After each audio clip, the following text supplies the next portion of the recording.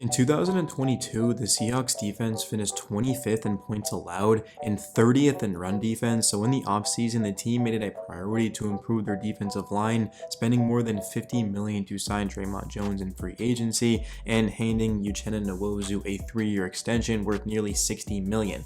Both players have unsurprisingly dominated in training camp, racking up both tackles for losses and sacks. I think who I've been most excited to see, however, is Devin Witherspoon. Not just because he was a top 5 pick, but rather he reminds me a lot of Richard Sherman. Witherspoon's coverage skills, athleticism, physicality, and aggressive nature is just on a different level from 99% of cornerback prospects I can remember, and watching him match up against Tyler Lockett has been fun. What's up though guys, Swaggy here back, and today we're talking about the Seattle Seahawks being really good, but before I do that, if you're a fan of the NFL, then you've come to the right place because I upload at least one video every single day, so if that's of interest to you, smash the like button, it only takes a second, and also subscribe to our channel as 95% of you listening right now aren't. Okay, let's get into today's video. Witherspoon's energy has proven to be infectious throughout training camp, with defensive coordinator Clint Hurt saying the following quote: "He had a heck of a day, super competitive, he's going to tackle, he's going to get in run fits, and obviously we know what he can do as a coverage guy, so really an impressive day," end quote. Witherspoon has been seeing extensive action in the slot with the first team defense and has been absolutely wreaking havoc. He had a sack blitzing off the edge, while only a few plays later, he stuffed DJ Dallas at the line of scrimmage on a run play. Witherspoon's been showing off his all-around game and fiery presence on the field. The Seahawks are just completely loaded in the secondary, with Mike Jackson and Trey Brown being standouts out camp, and Tariq Woolen eventually returning from the PUP list. Julian Love has 2 interceptions so far in camp, dropping back to snag a slightly underthrown ball by Geno Smith. It was intended for Dwayne Eskridge. He was also involved in several run stops playing in the box. Love was a very good pickup for the Seahawks, of course, coming over from the New York Giants, and this is without one of the best safeties in football, Jamal Adams, who played in, like 12 or something snaps last year and then got injured, unfortunately. He should be coming back, which is just going to make the Seahawks even more dangerous, but it's actually even beyond that. I mean, Joey Blount has been playing both safety positions throughout camp. Unless you're a Seahawks fan, you will not know who that is. You guys have some of the best depth in all of football in the secondary, which is extremely impressive. But what about at linebacker? Jordan Brooks went absolutely off, led the Seahawks in tackles, and then tore his ACL. Bobby Wagner signed with the team. We're talking about one of the all-time great linebackers in NFL history, the all-time leader in tackles for the Seahawks franchise. Wagner has posted more than 100 tackles in all 11 seasons and has missed just 1 game since the 2016 season. He's a 9-time All-Pro player, and even though he is 33, he's still by far the best linebacker on the team, with Jordan Brooks being injured. Wagner earned second-team All-Pro honors after posting 140 tackles, a career-high 6 sacks, 2 interceptions, and 5 passes defended, while starting all 17 games in 2022 for the Rams. Pro Football Focus actually rated Wagner as the top linebacker in the NFL last season, which is extremely impressive.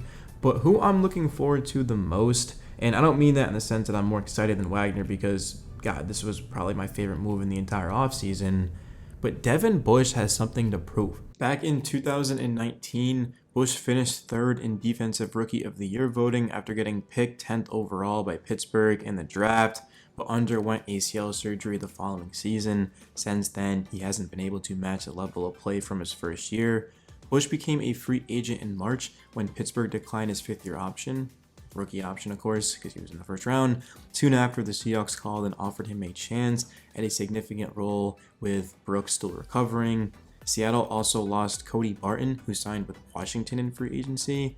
The reason why this is so big is because when Pete Carroll gives you a call and wants you to play, that's how you know you still have something. You still have a lot left in the tank, right? Because if Bush wasn't good anymore, why the hell would Pete Carroll? Why the hell would defensive coordinator Clint Hurt be wanting him on the roster? So Bush, by the way, for those of you that haven't been following training camp, he actually did pick off Geno Smith, which was just awesome to see, especially Bobby congratulating him. I mean, these Seahawks linebackers look dangerous, especially them on top of an already improved defensive front. I mean, this Seahawks team could seriously win the Super Bowl. They are that good, bro. Even though the defense is significantly improved and will make the biggest difference, we can't just ignore that the Seahawks still have one of the best offenses in football, and it will be even more improved. Kenneth Walker, as a rookie, rushed for over 1,000 yards, and he was injured too, so he didn't even play in every single game. I want to say the last running back to rush for over 1,000 yards that played in every game was Derrick Henry, which is no surprise, but still it goes to show of how just difficult being on the field consistently as a running back is. But nonetheless, Walker is that dude, would have won Offensive Rookie of the Year if it had not been for that injury. There's no question about it. He's the best pure runner coming out of that draft last year. I like Brees Hall, but I mean, Kenneth Walker's just different, bro. Geno Smith led the league in completion at 69.8, which is just unreal. Threw for 4,282 yards. DK and Tyler Lockett. You have two Pro Bowl receivers, Jack Smith and Jigba, one of the best wide receiver prospects in the draft, debatably the best. I mean, if it hadn't been for an injury during his senior season, I don't even think anyone would be debating that. I mean, he's a fantastic player. He's been dominating his own right at camp. You also have a couple of other running backs that you should keep an eye on. Kenny McIntosh fell to the 237th pick in the 7th round. He was actually one of only 2 players in the FBS last year with 500 rushing and 500 receiving yards. The Seahawks, I'll get into their offensive line in a second because I want to stay on topic of the running backs, but in terms of Zach Charbonnet, of course, the UCLA running back, he had 7 yards per carry. He's 6 foot. He's a pure power back. Not the fastest guy, but the Seahawks didn't draft him for speed. That's why they have Walker, right? So, and McIntosh as well. The thing with Charbonnet is, of course, there's going to be talks about, is he the running back one? Just because of how awesome he is as a player. I mean, he's so hard to bring down, man. I mean, good luck with that in the open fields. Kenneth Walker definitely still is the running back one on this team. They're going to mix in McIntosh and they're going to mix in Charbonnet. But it's actually like awesome how the Seahawks have 3 good running backs because these guys are going to be competing to see who's on the field, and it's just going to be so fun to watch. I mean, there's nothing wrong with healthy competition. It's only going to make you better as a football team.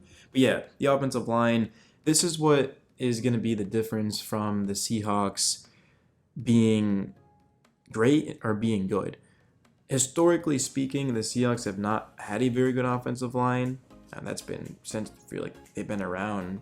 They just never seem to have a good offensive line until now. I mean, last season, the Seahawks had the best rookie class without question. I mean, Abraham Lucas, Charles Cross, Tariq Woolen, Kenneth Walker, and it goes on and on. I mean, the Seahawks just, they absolutely killed it. But offensive line specifically, that is where the difference is. I mean, I'm not saying that Charles Cross and Abraham Lucas are superstar players, but they have the potential to be, right? They're super young and they just need more consistency. They just need to keep working, and I just love what they have. We have, of course, did I say we, bro? I guess I'm a Seahawks fan. Yeah, I am a Seahawks fan, yeah. We definitely have something going on there for sure. Tight ends, the Seahawks have the best overall tight end depth. They've got Colby Parkinson, who he took a huge leap last year. Looking at the depth chart, Will Disley, I would say, is the best tight end overall-wise on this group. He just needs to be able to stay healthy. That's the question. Tyler Mabry. Tyler Mabry, he has potential.